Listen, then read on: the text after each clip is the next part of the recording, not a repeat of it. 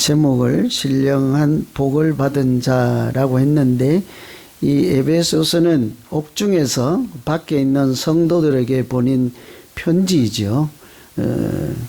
복음을 전하다가 이렇게 요즘 이해하기 쉽게 하면 선교사님 또는 담임 목사님이 감옥에 가게 되었고, 그 감옥 안에서 밖에 있는 교인들에게 믿음이란 어떤 것인가, 교회란 무엇인가, 이런 것을 이렇게 소상히 전함으로 그 진리의 길에서 이탈하지 말고 신앙생활 잘 하는 것이 복 있는 인생이다, 이렇게 간단히 이해할 수 있겠죠. 그래서 우리도 우리 교회를 이렇게 든든히 하나님 보시기에 잘 세워가고, 또 우리도 신앙생활 잘 하기 위해서 에베소서 말씀으로 증거합니다. 이 며칠 전에 신문을 보니까 영국 왕실에서 있었던 일인데, 앤드류 왕자라 하는 분이 왕자의 칭호를 박탈당하고 왕실 그 거주지에서도 이렇게 쫓겨나겠다 하는 보도가 있었습니다. 아마 여러분도 보셨을 텐데, 그것이 뭐 대수롭지 않은 그런 기사이면, 뉴스이면은 영국에서 뭐 그것도 왕실에서 일어나는 일을 세계가 보도하고 그럴 리가 없잖아요. 아주 이렇게 중요한 일이니까 보도를 했겠죠. 이 앤드류 왕자는 우리도 다 아는 엘리자베스 여왕의 아들이잖아요. 큰 아들이 지금 이제 국왕으로 있고, 그 여동생이 있고, 그 셋째로 태어난 아들로는 두 번째 아들이 앤드류 왕자인데, 그 현재 국왕의 친동생이지요. 그런데 그 고귀한 명예, 가문의 영광, 이런 거 다 이렇게 빼앗기고, 또 왕실 거주지에서도 나가야 되는 퇴거 조치를 당하는 이런 수모를 당하게 된 거죠. 이게 자기가 왕자인데도 이렇게 왕자 구실을 잘 못하니까 그렇게 됐겠죠. 제가 이런 기사를 보면서 오래전에 텔레비전에 드라마로 방영되었던 야인시대라고 있죠. 영화는 제목이 장군의 아들이지만 SBS에 방영된 드라마는 야인시대라고 해서 김두한 주목을 썼던 게 장군의 아들, 이분이 이렇게 성장하는 과정에서 종로에 당시에 이제 주먹세계를 일제강점기 때잖아요. 이제 그분들 중에 종로를 차지하는 것이 중요한데, 당시에 구마적이라고 하는 사람이 종로의 실세 두목인 거죠.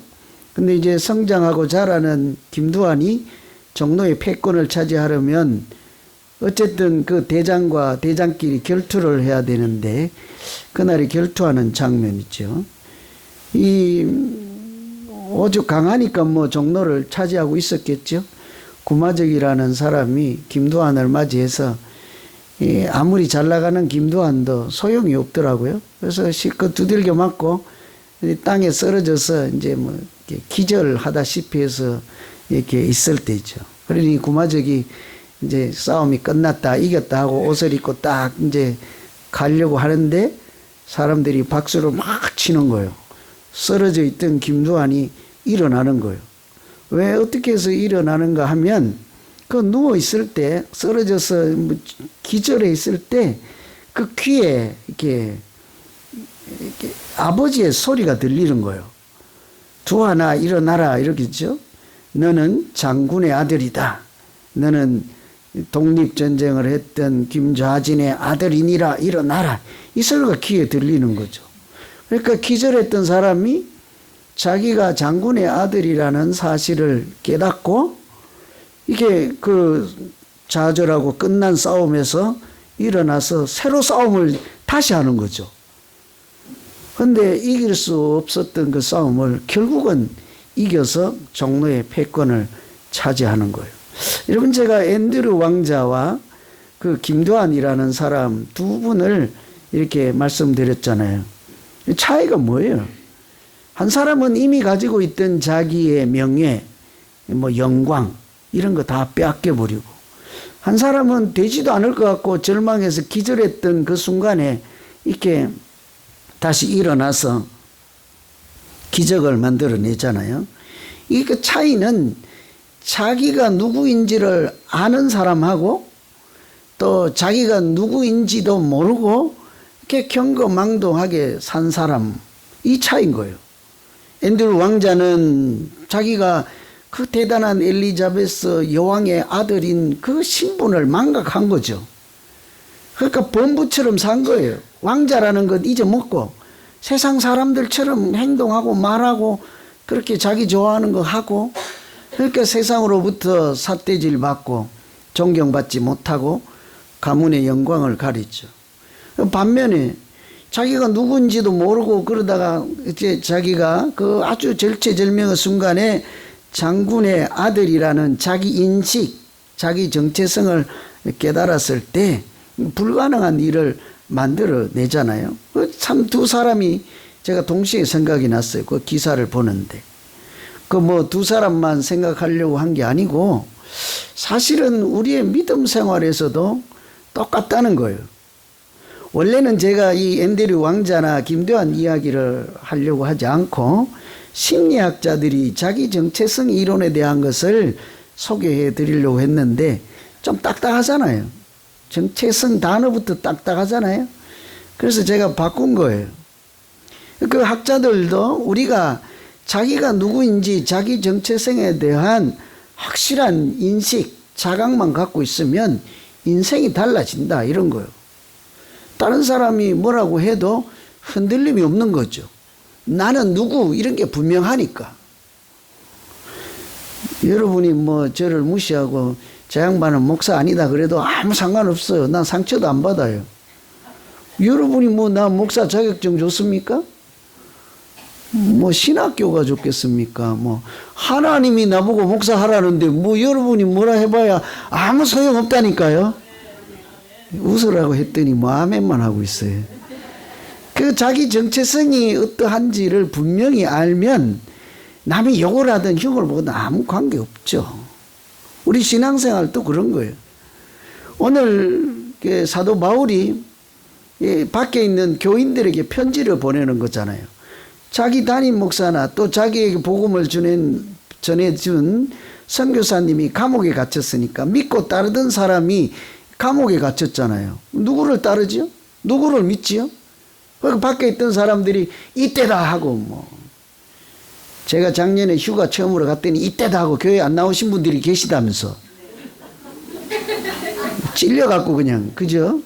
이 에베소 교인들도 이때다 하고, 우리 목사님이 갇혔으니 뭐 내가 기도 안 한들, 내가 찬송 안 한들, 성경 안 읽은들 뭐 누구 뭐라고 하겠냐, 뭐 그래갖고 이제 세상으로 가지 않겠습니까? 그래서 좌절하고, 우리가 그래도 전해준 복음이 그래서 믿었더니 잘 믿어도 소용없구나. 결과는 감옥이니까. 절망한 사람들에게 편지를 쓰잖아요. 자기가 위로받아야 되는데 오히려 밖에 있는 사람들을 위로하고 격려하고 믿음이란 무엇인가, 교회란 무엇인가, 이런 것을 이렇게 전해주는 그런 편지이죠. 어떻게 보면 불가능한 이야기예요. 그죠? 우린 잘 나가다가 조금만 상처가 있거나 뭐 누구한테 뭐 안 좋은 소리를 듣거나 감옥에 가면 우리 자신부터 절망하잖아요. 그런데 내가 누군지를 알면 그런 데 가서도 기죽을 리가 없지요.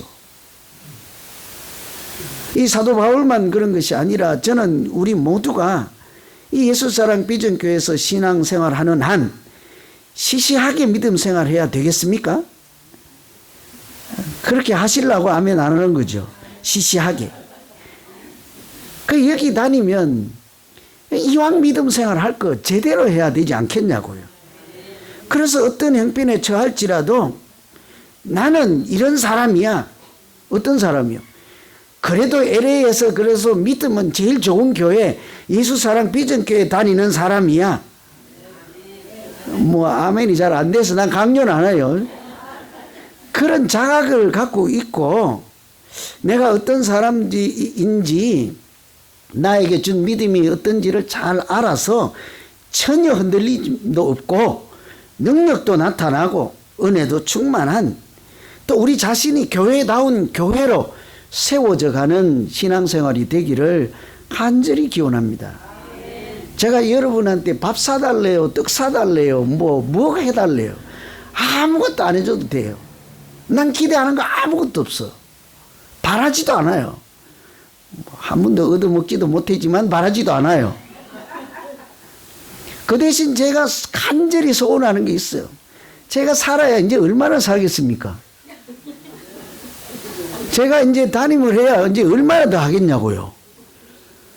제가 여기 있을 때 여러분 한 사람 한 사람의 믿음은 빛이 나고 생명력이 있고 제대로 믿어서 저 양반 어느 교회 다녀? 저 사람 다니는 교회는 안 갈 거야. 저분 교회 다니는 거 맞아? 아이 아닌 것 같아. 그런 소리가 아니고 저분 어느 교회 다니지? 나도 믿음 생활이 좀 이런데 저분 따라 교회 다녀서 나도 한번 제대로 믿음 생활을 하고 싶다. 이런 소리 듣는 모두 되시기를 간절히 기원합니다. 나 지금 원고대로 안 하는데 이렇게 가면 안 하는 거예요. 여러분 입장을 바꿔놓고 생각해봐요. 여러분이 시장 가고 여기저기 가다가 다른 게 목사님도 만나고 옛날 선교사님도 만나면 식당에서 만나고 인사들 막 하고 목사님 그러는데 나도 이렇게 옆에 앉아있고 했는데 그 목사님이 간 뒤에 나한테 말하기를 에이 저 사람 목사님 같지도 않는 사람이에요. 장목사라는 사람인데요. 아유 목사 같지도 않는 사람이에요. 그냥 잊어먹어요. 그런 소리를 제가 듣기를 바랍니까? 아니면 이렇게 내가 갖고 난 뒤에 저 양반 가진 것도 없고 잘난 데도 없지만 그래도 목사는 좀 괜찮은 사람 같아. 그런 소리 듣기를 바라십니까? 난 둘 중에 뭘 아멘 했는지 모르지만 그죠? 우리 모두가 정말 이 믿음이라고 하는 것이 간단하지가 않거든요. 그래서 정말 제대로 하고 은혜도 있고 생명력도 있고 소망도 있고 하나님께서 하나님 나라를 상속해 주시겠다고 하는 그 언약을 가지고 제대로 믿음 생활을 해서 우선은 나 자신도 행복하고 건강한 성도 되는 것이 제 간절한 바람이죠. 다 그런 분들 되시기를 간절히 기원합니다. 하나님 우리가 그런 믿음 생활을 할 수 있도록 어떻게 인도하시고 역사하실까? 오늘 말씀 참고로 보면 하나님은 우리가요 하나님의 뜻으로 된 사람으로 살게 하십니다. 하나님의 뜻으로 된 사람. 여러분 오늘날까지 이렇게 믿음 생활하고 여기 앉아있고 오늘 이 시간에 예배 드리는 이 모든 것이 하나님의 뜻으로 된 것인 줄로 믿습니다. 그냥 우연히 친구 따라 강남 가는 것처럼 어쩌다 보니 흘러서 이 자리에 있는 것이 아니라 하나님이 뜻이 계시고 그 하나님의 뜻이 내 인생 가운데 이루어지는 과정 중에서 오늘 나 자신도 하나님의 뜻으로 빚어져 가고 성장해 가고 완성되어 가는 그런 믿음으로 살아가는 줄로 믿습니다. 사도 바울은 항상 자기가 편지를 쓸 때마다 오늘 1절에 있는 말씀처럼 누가 누구에게 편지한다가 편지에 제일 앞에 쓰는 거잖아요. 옛날에는 우리 편지를 좀 써봤습니다만 초등학교 다닐 때 편지 쓰는 연습도 하잖아요. 공부 시간에. 그때 뭐래요? 부모님 전상서 이렇게 했잖아요. 사랑하는 누구에게 이렇게 하잖아요.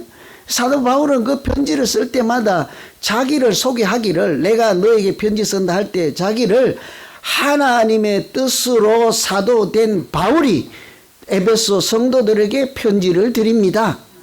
사도 바울은 자기를 뭐라고 소개해요? 하나님의 뜻으로 사도가 된 나입니다. 나는 하나님의 뜻으로 된 사람입니다.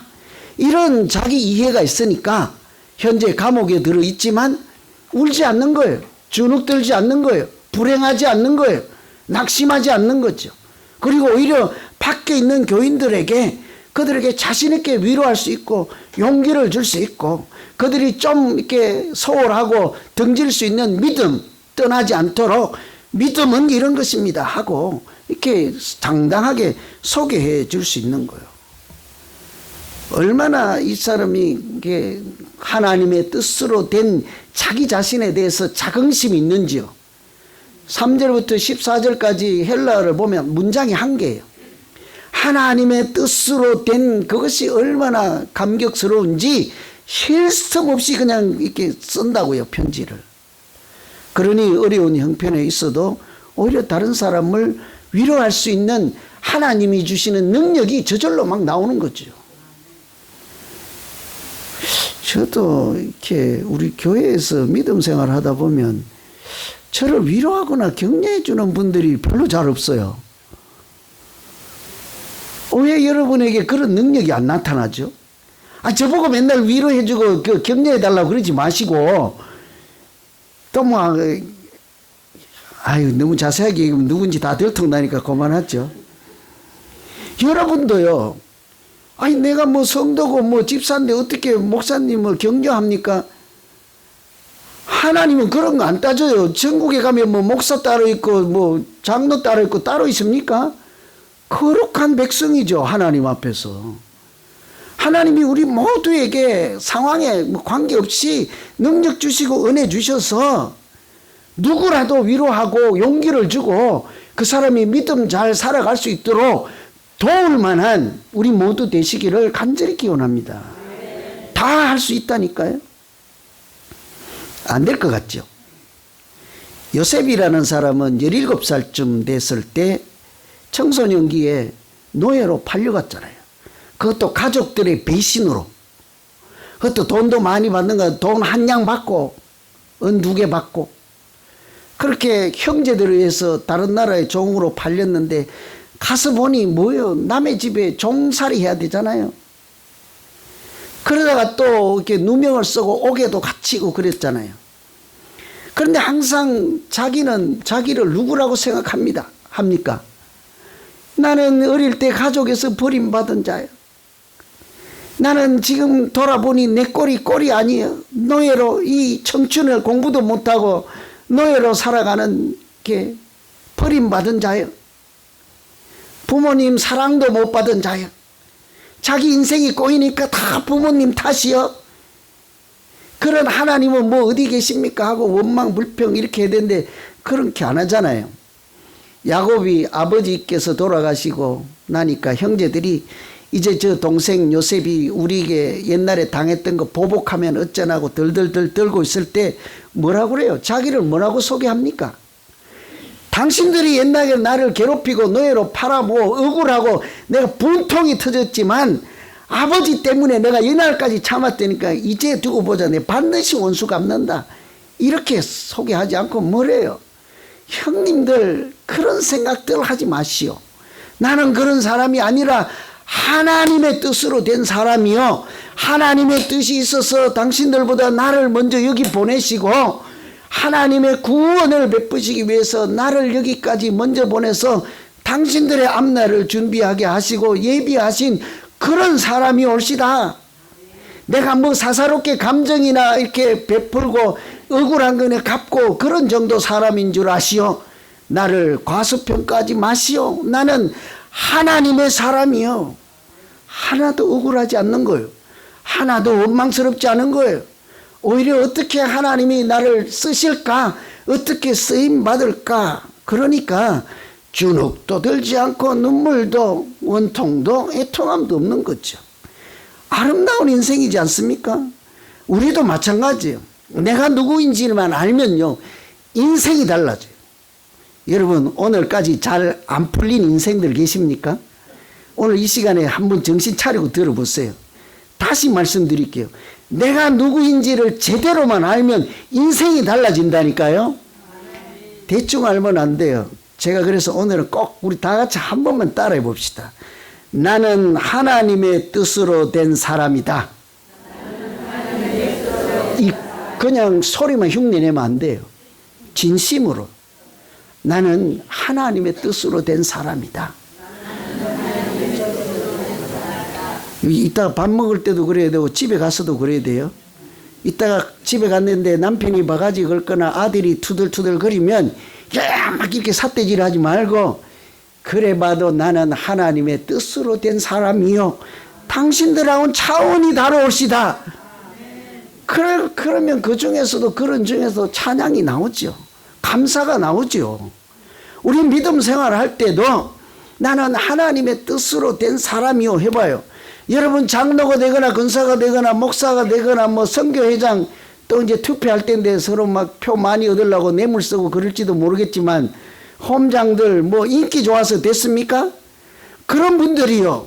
성도든 누구든 무슨 일을 하든 어떤 자리에 있든지 나는 표로 된 사람이 아니라 뭘로요?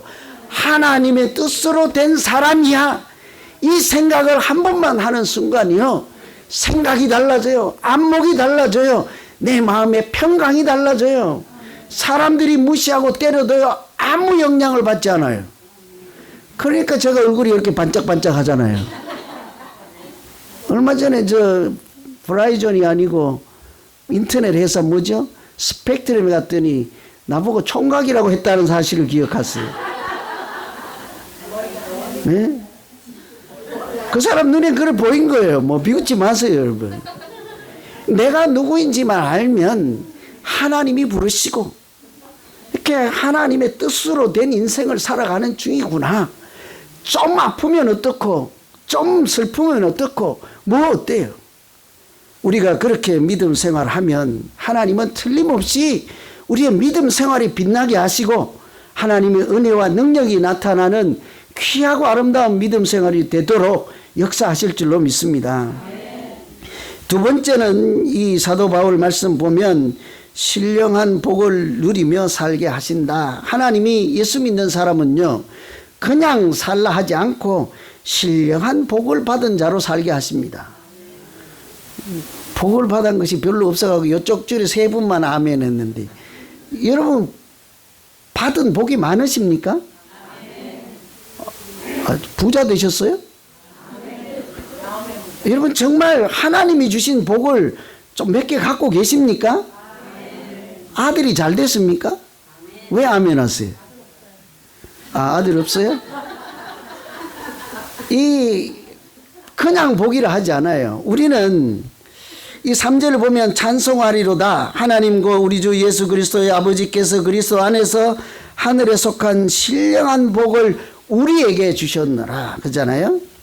신령한 복을 사도 바울뿐만 아니라 우리에게도 주셨다는 거예요.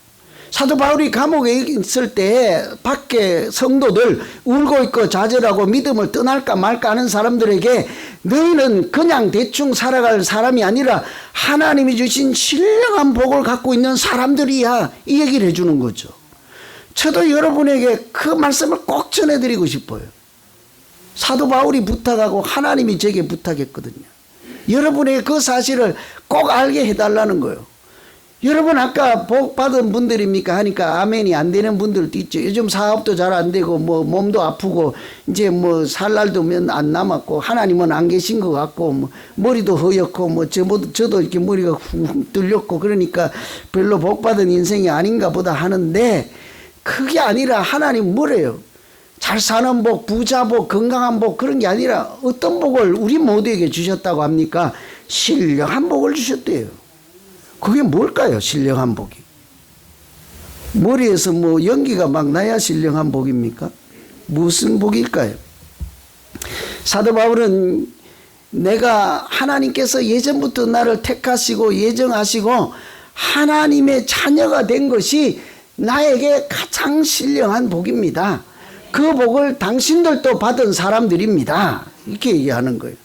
아까까지 막 아멘 열심히 하다가 하나님의 자녀가 된 것이 진실로 복입니다 하니까 이제 아멘이 쏙 돌아가 버렸어요.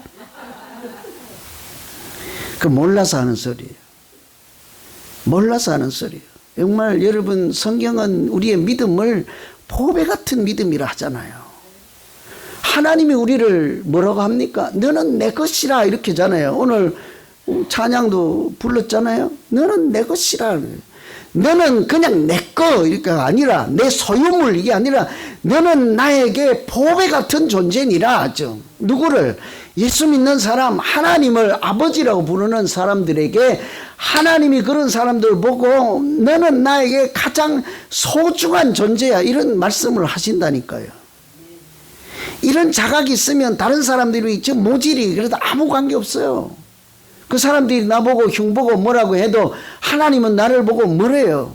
가장 신령한 복을 가진 자라 이렇게 하지 않습니까? 세상의 그 어떤 복보다 하나님이 주신 보배 같은 믿음이 우리의 인생을 인생답게 살게 하고, 어차피 하나님 앞에 나아가는 우리가 다 믿음의 순례자이지 않겠어요? 언젠가는 하나님 앞에 설 때 그 앞에서 하나님이 모른다 하지 않고 이렇게 환영해 주시고 그 하늘 영광에 참여하게 하시고 하늘나라를 상속해 하시는 그런 아주 대단한 거룩한 사람으로 우리를 살게 하시고 이 땅에서부터 그 은혜를 누리게 하시면 그보다 더 뭐 아름다운 인생이 어디에 있겠습니까? 그 이런 사실을 잘 알면 믿음 생활을 대강하겠어요? 잘하려고 애를 쓰고 또 애를 쓰겠습니까? 믿음 생활이 내 인생의 1번 프라이어리티죠. 1번 우선순위인 거예요. 예수 잘 믿고 예배 잘 드리는 것, 하나님 말씀으로 살고 기도하고 찬양하고 내가 어디 가서든지 나는 크리스찬이라 이렇게 하는 그 자체가 나를 살리는 믿음인 줄로 믿습니다. 이 자꾸 하면 잔소리 같아가지고 뭐 이런 거 이론이 되는 게 아니고 뭐 느낌이 있어야 될 것 같아갖고 고민하는데 이런 책이 있어요. 무당 엄마. 그 뒤에는 제목 붙여봐요. 뭐 나오겠어요? 아들이에요. 엄마하고 아들. 엄마는 무당이에요. 아들은 뭐게요? 책 보셨어요? 플로리다에서 계시는 한국 사람이에요. 홍성사에서 나온 책이 제목이 무당 엄마 목사 아들이에요. 이분이 군대 가서 있는데 하루는 편지가 날라온 거예요. 엄마가 무당이 되었다. 너도 목사가 되려고 하던 꿈을 접어라. 이렇게 편지가 온 거죠. 청천벽력이죠. 이 사람은 처음부터 목사 되려고 생각했던 사람이에요. 근데 어느 날 엄마가 구설 이렇게 해서 무당이 되었다. 근데 좋은 일인지 나쁜 일인지 모르겠는데 엄마가 제법 유명한 무당이 자꾸 되어가는 거예요. 춤을 잘 보는 거예요. 동네에서 소문이 나고 지역사에서 소문이 나고 저만한 무당이 없었다. 작두를 두 작두가 아니라 외날 작두를 타고 아주 여태까지 저런 무당이 없었다 하고, 흔히 사람들이 몰려 돈벌이가 잘 되니까 남편인 아버지도 이제 아들 편이 아니고 엄마 편, 모든 가족이 합심해서 이 목사가 되려고 하는 아들을 핍박하는 거죠. 그 길을 접어라. 그렇지 않으면 나가라. 그리고 집에 있던 거 가지고 있던 다 태워버리고 너는 내 자식 아니다. 그리고는 엄마도 이제 협박을 하는 거예요. 진짜로.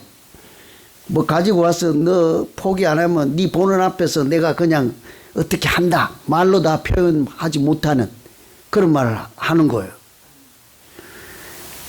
아이 실감이 안 돼. 아들이 보는 앞에 칼 들고 와서 너 그 길 가면 나 엄마가 칼 물고 죽는다 이 얘기 한 거예요. 그래서 정말 자기 보는 앞에서 다 태워버리고 집을 나와서 버스를 타고 눈물을 흘리면서 어딘가로 가는데 그 순간에 하나님이 그냥 두지 않지요. 그 자기 마음이 따뜻해지고 이상한 기운을 느낀 거죠. 그래서 그 길로 포기하지 않고 아주 어려운 과정을 거쳐서 졸업을 하게 되는데, 그래도 엄마가 양심은 있었는지 그 졸업식장에 나타난 거예요. 아시는 대로 신학교 졸업은 그냥 뭐 졸업장을 주는 게 아니라 예배를 드리는 거잖아요. 예배를 드리는 거예요, 졸업식은. 그래서 다 앉아서 이제 가족들과 졸업생들이 예배를 드리는데, 나중에 그 엄마가 아들에게 하는 소리예요. 내가 그날 그 자리에 앉아 있는데 머리가 깨질 것 같고, 그래서 내가 그 자리를 뛰쳐나가고 싶은데 사람들이 쳐다보고 있어서 나가지를 못했구나. 그리고 나서 그 예배 참석하고 돌아와서부터는 웬일인지 안 되는 거예요. 사업이 안 되는 거예요. 굿이 안 된다고요. 점괘가 안 된다고요. 사람이 떨어지지요. 안 되지요. 그리고 이 아들에게 나타난 변화도 왼수 같은 엄마예요. 미워하고 저주하고 가족 간에 다 생이별하고 살아가는데 그런 어머니를 용서하는 마음, 긍휼한 마음이 생기고 미워하는 마음이 싹 사라진 거예요. 이 두 사람에게 그런 변화가 있었던 거죠. 그래서 이 아들이 나중에 하는 소리가 그런 거예요. 나는 사도 바울처럼 똑같은 소리를 하는 거예요. 하나님의 뜻으로 된 일이구나.